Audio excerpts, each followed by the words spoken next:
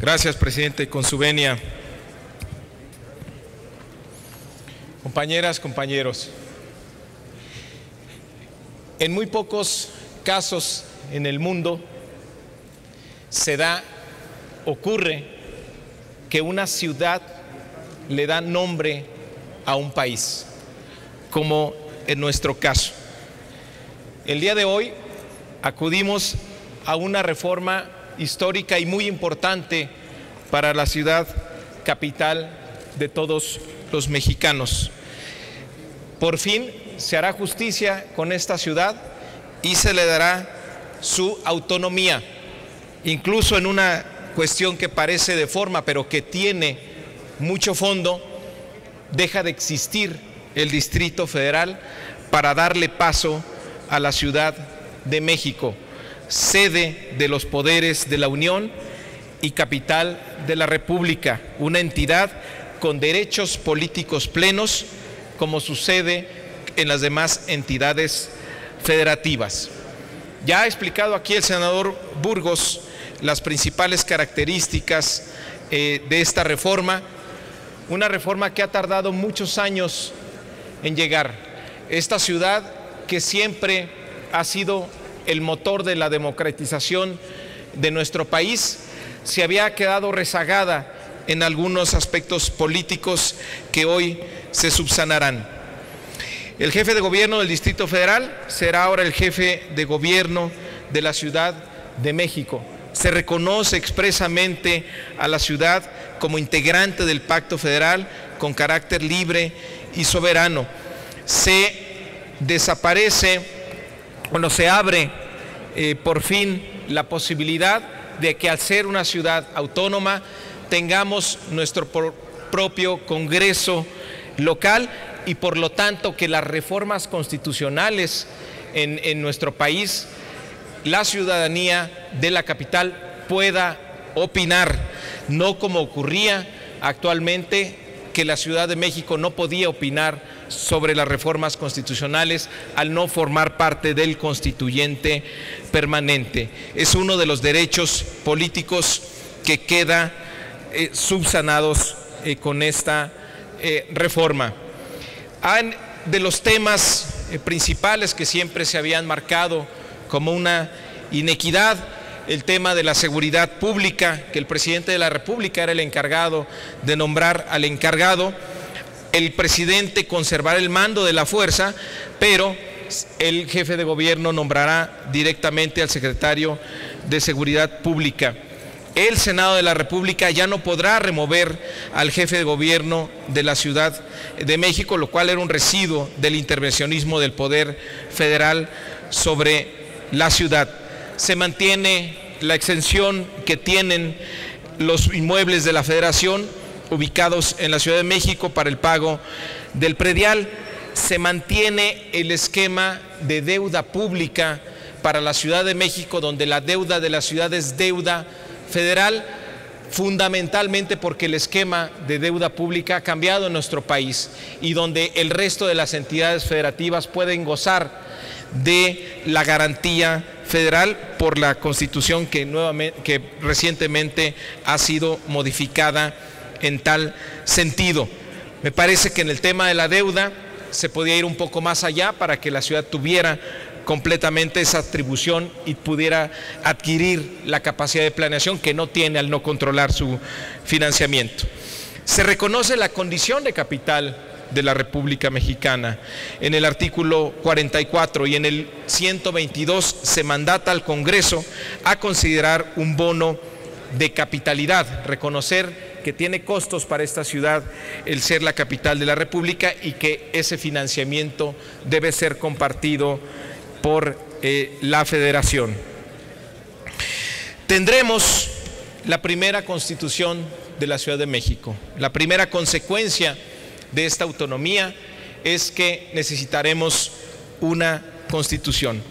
Esta ciudad, que siempre ha sido gobernada bajo un régimen de excepción, tendrá que dar paso a elaborar el documento más importante en la historia de esta ciudad capital, nuestra propia Constitución. Pero ¿cómo se hace una Constitución en estos tiempos? ¿Cómo se hace una constitución en la ciudad mejor comunicada, más politizada, más participativa de todo el país? ¿Cómo logramos un Congreso Constituyente que sea representativo de lo que es actualmente nuestra ciudad, una ciudad viva, participativa y muy politizada? ¿Cómo logramos una representación en medio de esta crisis de representatividad que tienen los partidos políticos? Desde noviembre del 2012 propusimos que hubiera un constituyente especialmente electo para tal fin, que la Constitución de la Ciudad de México no podía tener el trato de una ley más, que de tal forma que la Asamblea Legislativa tuviera facultades extraordinarias de constituyente y que la iniciativa del jefe de gobierno fuera procesada como una ley más.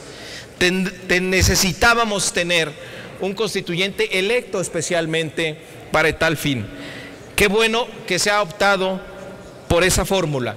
Habrá en junio del 2006, si es de aprobarse esta reforma, una elección para que de manera directa sean los ciudadanos quienes elijan a los diputados constituyentes.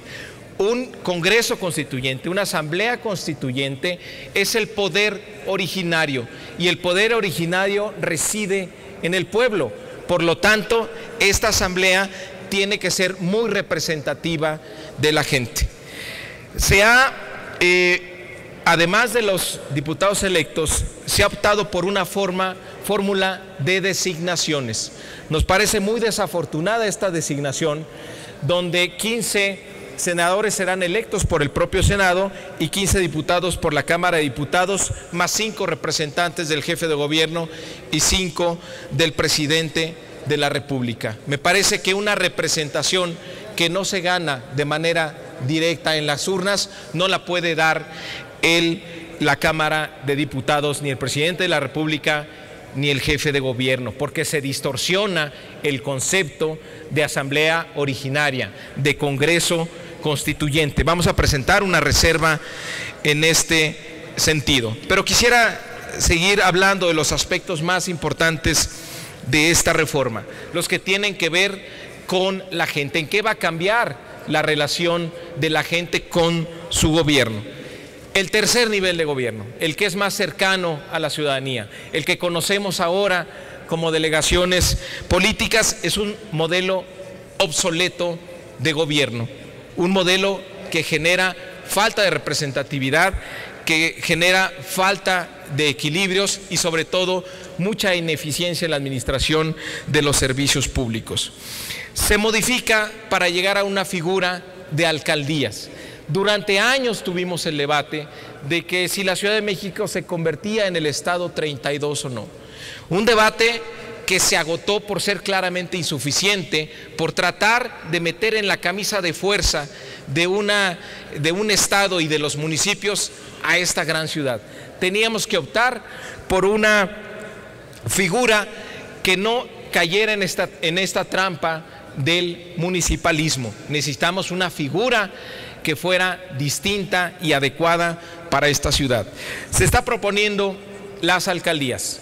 Las alcaldías van a sustituir a las delegaciones, van a tener una representación política muy parecida a lo que hacen actualmente los cabildos. Las alcaldías ejercerán de manera autónoma su presupuesto, tendrán derecho a recibir recursos de los fondos y ramos federales en términos de la Ley de Coordinación Fiscal. Se mantendrá la unicidad de la hacienda pública local, de tal manera que estas alcaldías no podrán contraer deudas ni obligaciones. La elección de las alcaldías será acompañada por concejales, planillas entre 7 y 10 candidatos que darán lugares a un consejo entre 10 y 15 concejales que serán un contrapeso al alcalde, serán un contrapeso a la hora de tomar decisiones y en una de las funciones más importantes, le tendrán que aprobar su presupuesto. Esta mayor representatividad provocará que estos concejales estén más cerca de los barrios y colonias de la ciudad y que las necesidades de estos barrios y colonias estén en la mesa de la toma de decisiones. Por supuesto que para que este modelo de gobierno funcione, no solo en la parte de representación política, sino también en el lado de la eficacia de gobierno a la hora de ofrecer servicios públicos, en la Constitución de la Ciudad de México, y eso es algo en lo que ya no podemos nosotros intervenir, porque sería una paradoja de querer darle autonomía a la ciudad y ponerle desde la Constitución una camisa de fuerza. Tendrá que definir con mucha claridad cuáles son las atribuciones de estas alcaldías y cuáles son las atribuciones del gobierno central para que haya un cambio importante en cómo administramos y se gobierna esta ciudad. Hay, por supuesto, grandes líneas a este respecto en esta reforma, pero no se puede ir a un detalle porque sería un contrasentido. Se establece también que en la Constitución local deberá definirse una fórmula y criterios para la asignación del presupuesto de estas alcaldías y los ingresos que le correspondan por participaciones federales, impuestos locales e ingresos por la prestación de servicios a su cargo. Se les va a dar certeza en materia presupuestal a estas alcaldías. Otra reforma que es otro cambio que es muy importante en esta reforma es que por primera vez se sientan bases constitucionales para la coordinación metropolitana. Somos un país donde la mayoría de la población vive en ciudades. Sin embargo, toda nuestra estructura político-administrativa está hecha en municipios, estados y federación. Está basado en esos conceptos y el concepto de ciudad no existe en la Constitución. Sin embargo, los mexicanos vivimos el 80% en ciudades y la gran mayoría de ellos ya conforman zonas metropolitanas. Esta reforma, el impacto de esta reforma que tiene como origen la ciudad, va a tener un impacto en el resto del país, porque habrá bases para tener legislación y coordinación en las zonas metropolitanas, no solo de la zona centro del país, del Valle de México, sino en el resto de las zonas metropolitanas. En materia pues, de asentamientos humanos, protección al medio ambiente, transporte, tránsito, agua potable, drenaje, desechos sólidos y seguridad pública, todos temas eminentemente metropolitanos. El tema de las alcaldías se propone que sean electas a partir del 2018 y un tema que había generado mucho ruido y que se había metido de manera inadecuada en el proyecto de dictamen que estaba de 14 de diciembre del 2014 es el tema de los trabajadores de la Ciudad de México, que estarán sujetos al régimen que la legislatura local configure, dando y no que se defina desde la Constitución. Tendremos que hacer algunas leyes secundarias, la ley de coordinación entre poderes federales y poderes de la Ciudad de México y la ley sobre coordinación administrativa entre los diferentes órganos de gobierno conurbados. Vamos a hacer finalmente también una propuesta en materia de referéndum, de que la Constitución de la Ciudad de México, que sea aprobada por este constituyente antes de ser publicada por el jefe de gobierno, la gente tenga la posibilidad de votar. Es una buena reforma para la ciudad, sin duda es un avance importante para los capitalinos. Destaco también el contexto político en el que ocurre, un contexto donde quien gobierna la ciudad, las fuerzas mayoritarias en la ciudad no tienen la mayoría en las cámaras federales para poder impulsar una reforma de mayores alcances.